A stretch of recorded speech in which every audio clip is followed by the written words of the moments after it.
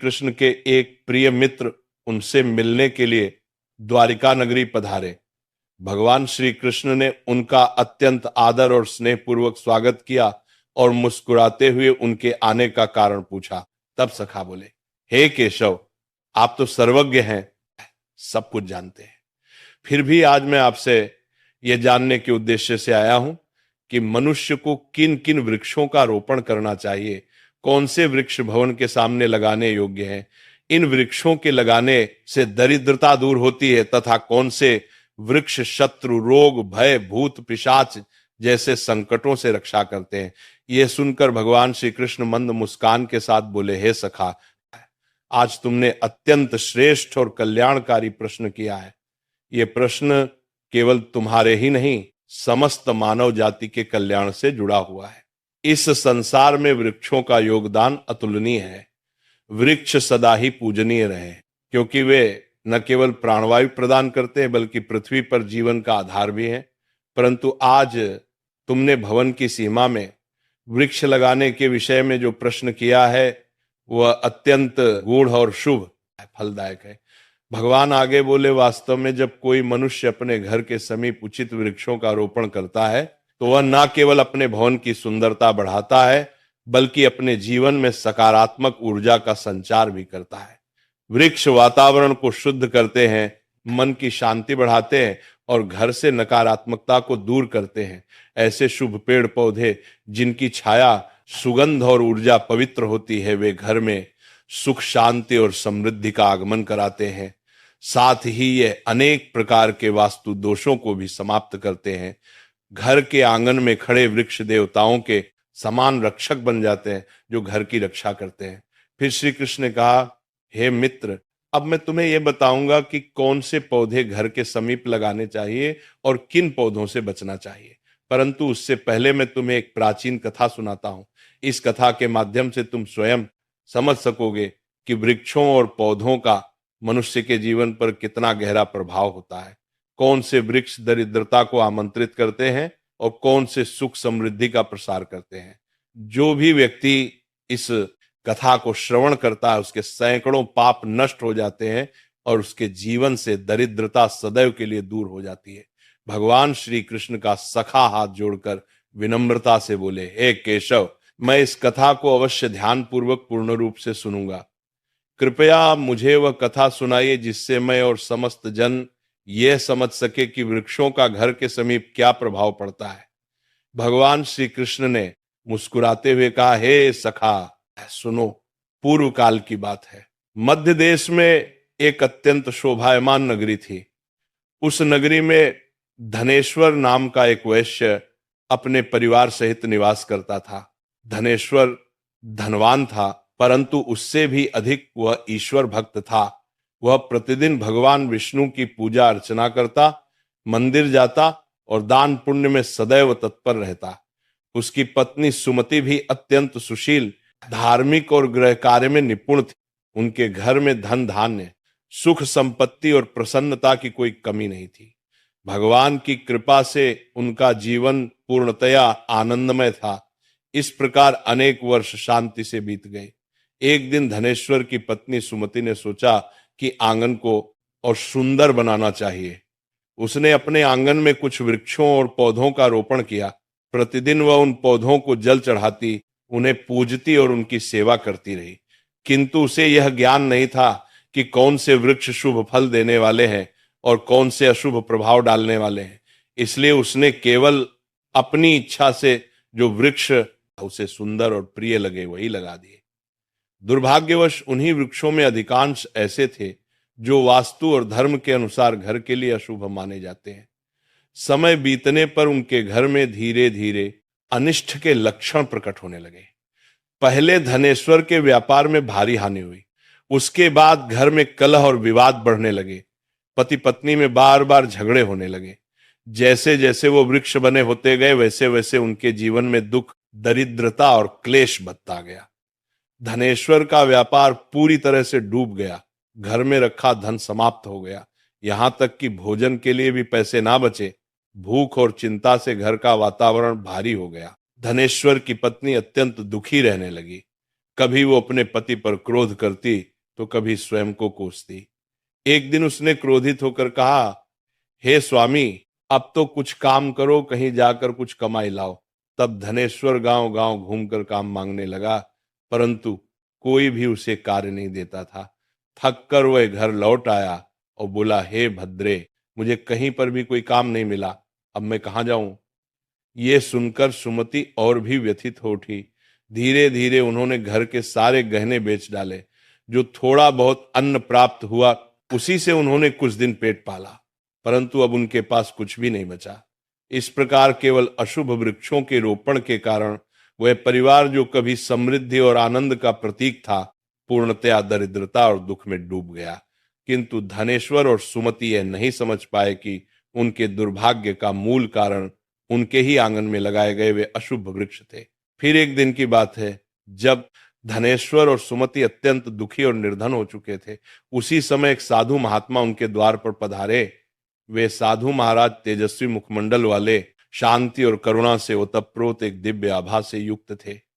उन्हें देखकर धनेश्वर तत्काल उठ खड़ा हुआ, दोनों हाथ जोड़कर नम्रता से प्रणाम किया और बोला, हे साधु महाराज, पधारिए। इस गरीब के घर में आपका स्वागत है। कृपा करके बताइए, मैं आपकी किस प्रकार सेवा कर सकता हूं। साधु महाराज ने शांत स्वर में कहा, हे महोदय, मैं कई दिनों से तीर्थ यात्रा पर हूं। निरंतर भ्रमण करते हुए अत्यंत थक गया हूं, इसलिए विश्राम के लिए कोई स्थान ढूंढ रहा था। यदि तुम्हें कोई आपत्ति ना हो तो मुझे अपने घर में कुछ समय ठहरने दो। मैं कई दिनों से भूखा भी हूं। यदि थोड़ा भोजन मिल जाए तो परम कृपा होगी। साधु के ऐसे विनम्र और करुण वचन सुनकर धनेश्वर के नेत्रों में श्रद्धा छलक आई। वो बोला, हे साधु महात्मा, आप अवश्य ही कोई महान पुण्यात्मा है। आपके मुखमंडल से दिव्य तेज प्रकट हो रहा है। आपके चरण मेरे घर में पड़े, ये मेरा सौभाग्य है। आपकी सेवा करना मेरे लिए परम आनंद का विषय है। कृपया भीतर आइए। साधु महाराज मुस्कुराए और घर के भीतर चले गए। उन्होंने आंगन में एक कोने में आसन ग्रहण किया और विश्राम करने लगे। धनेश्वर ने अत्यंत आदर से उनके चरण धोए, उन्हें जल दिया और नम्रता से उनकी सेवा में लग गया, परंतु उसके पास अन्न का एक दाना भी नहीं था। कुछ देर बाद वो अपनी पत्नी से बोला, हे प्रिय, आज हमारे घर पर साधु महात्मा पधारे हैं। वे अत्यंत पुण्यवान प्रतीत होते हैं। उनकी सेवा करना हमारे जीवन का सबसे बड़ा अवसर है। हमें किसी भी प्रकार उनका भोजन करना ही होगा। मैं गांव जाकर किसी से थोड़ा सा धन मांग लेता हूं। इतना कहकर धनेश्वर घर से निकल पड़ा। वह गांव के एक धनी सेठ के पास गया और विनम्र स्वर में बोला, हे सेठ जी, कृपा करके मुझे थोड़ी सी राशि उधार दे दीजिए। मेरे घर पर एक साधु महात्मा आए हैं, मैं उनकी सेवा करना चाहता हूं। सेठ ने कठोरता से उत्तर दिया, धनेश्वर, तेरे पास तो फूटी कौड़ी भी नहीं बची, तू मेरा धन कैसे लौटा देगा। धनेश्वर बोला, सेठ जी, मुझ पर दया कीजिए। मैं वचन देता हूं, शीघ्र ही आपका धन लौटा दूंगा। यदि मैं ना चुका सका तो आप मेरा घर ले लीजिए। सेठ कुछ देर विचार में पड़ा। उसकी कठोरता थोड़ी पिघली और उसने कहा, अच्छा, यदि तू वचन देता है तो ये धन ले जाए, किंतु यदि लौटाया नहीं तो तेरा घर मेरा होगा। धनेश्वर ने दृढ़ स्वर में कहा, हे से मैं वचन देता हूं। फिर उसने सेठ से कुछ धन लिया और बाजार गया। वहां से दूध, चावल, सब्जियां, आटा और शक्कर आदि आवश्यक वस्तुएं खरीदकर घर लौटा। उसने प्रसन्न होकर अपनी पत्नी से कहा, हे प्रिय, अब तुम उन साधु महात्मा के लिए प्रेम पूर्वक भोजन बनाओ। सुमति ने तत्परता से रसोई तैयार की। शीघ्र ही सुस्वादु भोजन बनाकर उसने थाल में परोसा और अत्यंत विनम्रता से साधु महाराज के समक्ष रख दिया। साधु ने प्रेम पूर्वक भोजन ग्रहण किया। उनकी आंखों में करुणा और संतोष झलक रहा था। भोजन समाप्त हो जाने के पश्चात जब वो साधु महात्मा धनेश्वर के घर से प्रस्थान करने लगे तो उन्होंने प्रेम पूर्वक कहा, हे वैश्य, मैं तुम्हारी भक्ति सेवा और आदर सत्कार से अत्यंत प्रसन्न हूं। तुम्हारे भीतर जो सच्चाई और श्रद्धा है वो दुर्लभ है, इसलिए मैं तुम्हें आशीर्वाद देता हूं। जो भी तुम्हारी कामना है निसंकोच मुझसे कहो, मैं उसे अवश्य पूर्ण करूंगा। धनेश्वर अत्यंत विनम्र होकर बोला, हे महात्मा, आपका आशीर्वाद ही हमारे लिए सबसे बड़ा वरदान है, किंतु एक बात मेरे हृदय को सदा कष्ट देती है। मैंने सदा भगवान विष्णु की भक्ति की है, सत्य का मार्ग अपनाया है, किसी का अपकार नहीं किया, फिर भी मुझे दरिद्रता और दुख का जीवन क्यों भोगना पड़ रहा है? कृपा करके बताइए, ये कौन सा पाप है जिसके कारण हमारे जीवन में इतना कष्ट आया? और हे प्रभु, इस दरिद्रता से मुक्ति का क्या उपाय है? साधु महाराज ने शांत दृष्टि से उसकी ओर देखा और बोले, वत्स धनेश्वर, जब मैं तुम्हारे द्वार पर पहुंचा था तभी मुझे ज्ञात हो गया था कि तुम्हारे जीवन में घोर दरिद्रता क्यों आई है। तुम्हारा हृदय तो शुद्ध है, किंतु तुम्हारे घर के आसपास जो वातावरण है उसमें दोष उत्पन्न हो गया है। तुम्हारे घर के आंगन और सीमा के पास जो वृक्ष लगे हैं वही तुम्हारी दरिद्रता और संकटों का मूल कारण है। तुम्हारी पत्नी ने अज्ञानवश कुछ ऐसे वृक्षों का आरोपण किया है जो वास्तु और धर्म के अनुसार अत्यंत अशुभ माने गए हैं। इन्हीं वृक्षों की छाया में तुम्हारे घर की लक्ष्मी रुष्ट हो गई है। इसीलिए पहले इन वृक्षों को हटा दो और उनके स्थान पर शुभ वृक्ष लगाओ। धनेश्वर ने अत्यंत विनम्रता से कहा, हे महात्मा, आप साक्षात ज्ञान के सागर हैं। कृपा करके मुझे विस्तार से बताइए कि कौन से वृक्ष घर के समीप लगाने योग्य हैं जिससे हमारे जीवन में पूर्ण सुख, शांति और समृद्धि लौट सके, और कौन से वृक्ष हमें कभी नहीं लगाने चाहिए। मैं आपकी प्रत्येक आज्ञा का पालन करूंगा। साधु मुस्कुराए और बोले, हे वैश्य, ठीक है, अब ध्यानपूर्वक सुनो। मैं तुम्हें वे सभी पवित्र वृक्ष बताता हूं जिन्हें घर के पास लगाने से शुभ फल की प्राप्ति होती है और जीवन में दरिद्रता दूर होती है। सबसे पहले सुनो पीपल का वृक्ष। पीपल का वृक्ष पृथ्वी पर साक्षात श्रीहरि विष्णु का रूप माना गया है। किसी जलाशय या पवित्र स्थान के समीप पीपल लगाने का फल सैकड़ों यज्ञों के समान होता है। जब पीपल के पत्ते उस जल में गिरते हैं तो वे पिंड के समान होकर पितरों को तृप्त करते हैं और सभी प्रकार के पितृ दोष समाप्त कर देते हैं। जो मनुष्य प्रतिदिन स्नान के पश्चात पीपल का स्पर्श करता है वह पापों से मुक्त होकर सदैव विजय प्राप्त करता है। पीपल को स्पर्श करने से लक्ष्मी की कृपा प्राप्त होती है और उसकी प्रदक्षिणा करने से आयु में वृद्धि होती है। पीपल के मूल में भगवान विष्णु, तने में भगवान शंकर और अग्रभाग में ब्रह्मा जी का निवास बताया गया है। अमावस्या के दिन पीपल को प्रणाम करने से जो पुण्य मिलता है वह सहस्त्र गोदान के समान होता है। इस संसार में पीपल के समान कोई दूसरा पवित्र वृक्ष नहीं है, क्योंकि स्वयं श्रीहरि इस वृक्ष के रूप में धरती पर विराजमान है। जो व्यक्ति पीपल को काटता है या उसकी शाखा तोड़ता है वो महान पाप का भागी होता है और एक कल्प तक नरक में यातना भोगता है। इसलिए हे वैश्य, पीपल की सेवा करो, उसे जल दो और कभी हानि मत पहुंचाओ। ये वृक्ष धन, संपत्ति और सुख का स्रोत है। साधु ने कुछ क्षण रुककर कहा, सुनो दूसरा वृक्ष, आंवले का वृक्ष। आंवला समस्त लोकों में पवित्र और शुभ माना गया है। इसे अमृत फल कहा गया है।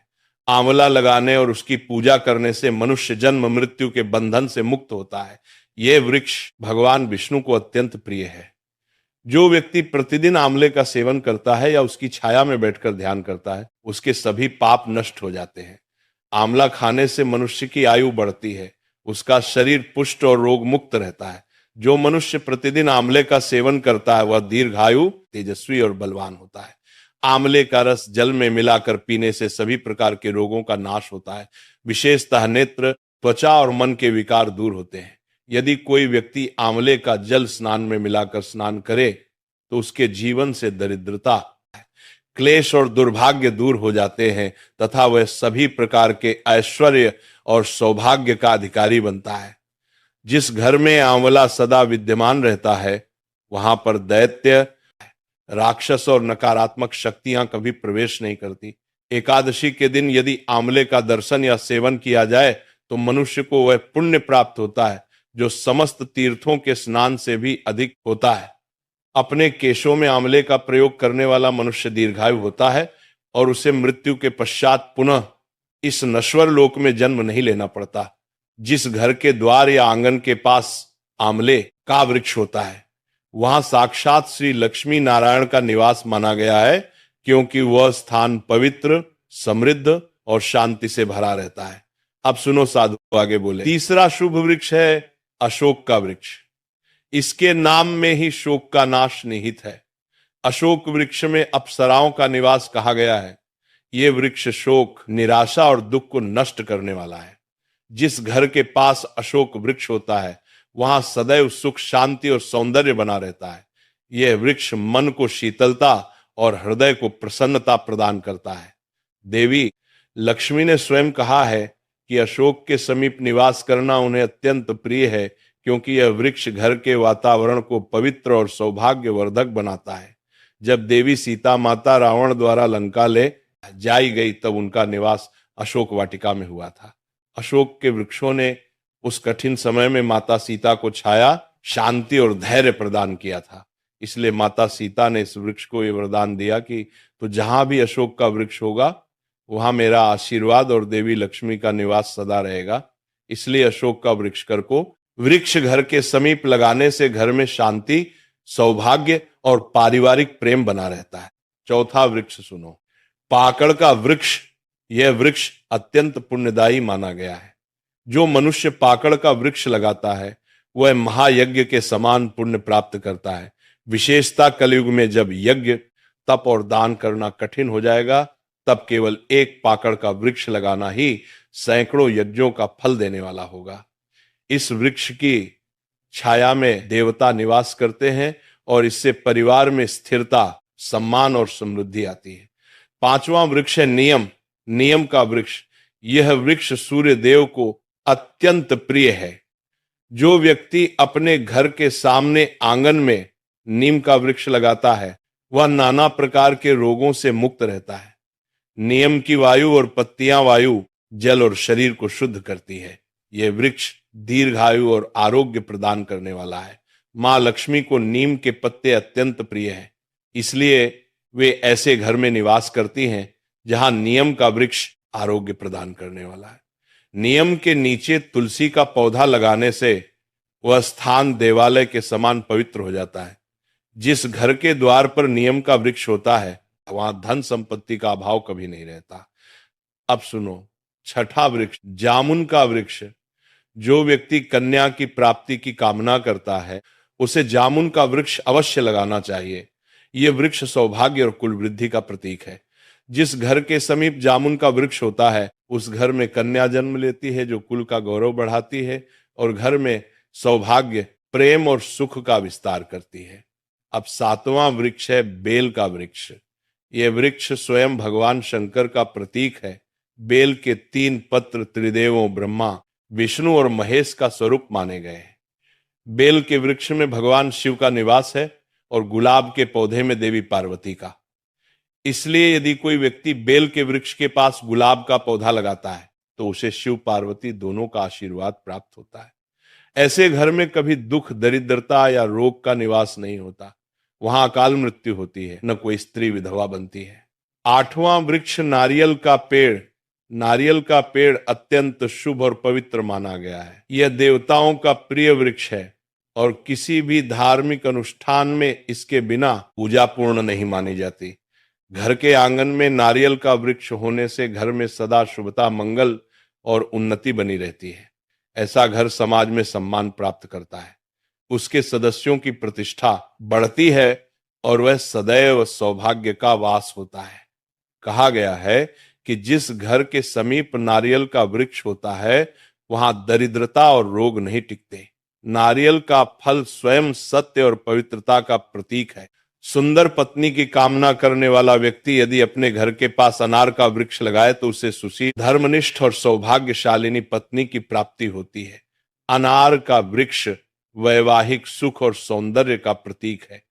इसके फल लाल रत्न के समान माने जाते हैं, जो प्रेम, समृद्धि और पारिवारिक सौहार्द का संकेत देते हैं। पलाश का वृक्ष ब्रह्म तेज प्रदान करने वाला माना गया है। यह यज्ञों में देवताओं को अर्पण हेतु सबसे पवित्र वृक्ष है। इसके रोपण से घर में विद्या, तेज और आध्यात्मिक ऊर्जा का संचार होता है। पलाश का वृक्ष लगाना ब्रह्म ज्ञान और यश की प्राप्ति का साधन है। वंश वृद्धि और संतान प्राप्ति की कामना करने वाले व्यक्ति को अंकोल का वृक्ष लगाना चाहिए। ये वृक्ष संतान सुख देने वाला और कुल वृद्धि का प्रतीक है। इसकी छाया में संतान का पालन शुभ माना जाता है।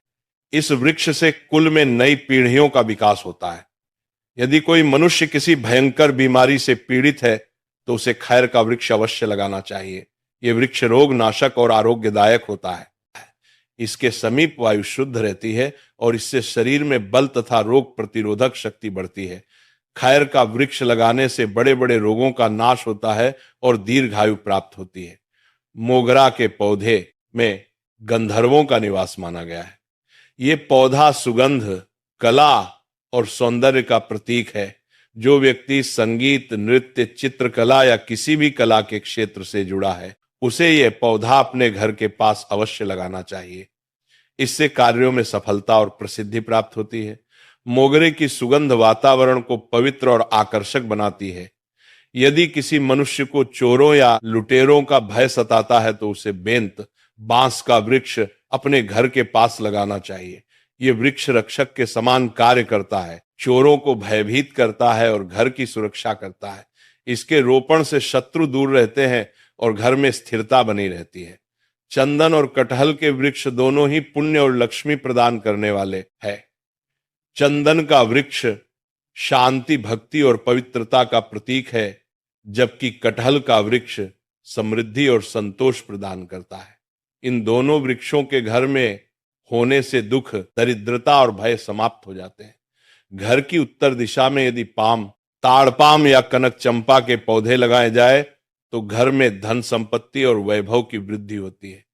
ये पौधे वास्तु के अनुसार धन के आगमन के प्रतीक हैं और व्यापार में सफलता लाते हैं। केले का पेड़ अत्यंत शुभ माना गया है। इसके प्रत्येक भाग में देवी देवताओं का वास बताया गया है। केले के पेड़ में स्वयं भगवान विष्णु का निवास होता है, इसीलिए पूजा अर्चना में इसका विशेष स्थान है। घर के आंगन या मंदिर के पास केला लगाने से घर में सुख, समृद्धि, आरोग्य और धन की कभी कमी नहीं रहती। गुरुवार के दिन केले के पेड़ की पूजा करने से बृहस्पति देव प्रसन्न होते हैं और परिवार में स्थिर लक्ष्मी का निवास होता है। हरश्रृंगार यानी पारिजात का पौधा भी अत्यंत दिव्य और पवित्र है।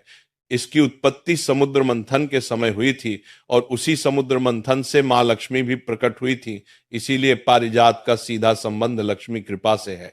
जो व्यक्ति अपने घर के आंगन में पारिजात का पौधा लगाता है उसे महालक्ष्मी की विशेष कृपा प्राप्त होती है। उसके घर में आनंद, सौभाग्य और चिरस्थायी शांति बनी रहती है। फिर साधु महाराज गंभीर होकर बोले, किंतु हे वैश्य, जैसे शुभ वृक्ष सुख प्रदान करते हैं वैसे ही कुछ वृक्ष अशुभ फल देने वाले होते हैं। इनसे सदा दूरी रखनी चाहिए। मनुष्य को कभी भी ताड़, खजूर या पाम का वृक्ष अपने घर के पास नहीं लगाना चाहिए। यह वृक्ष संतान नाशक माना गया है। जिस घर के समीप वृक्ष होता है वहां संतानों की उन्नति रुक जाती है और परिवार में असंतोष बढ़ता है। इसी प्रकार बहेड़े का वृक्ष भी घर के समीप नहीं लगाना चाहिए, क्योंकि इस वृक्ष पर प्रेत और अशुभ शक्तियों का वास माना गया है।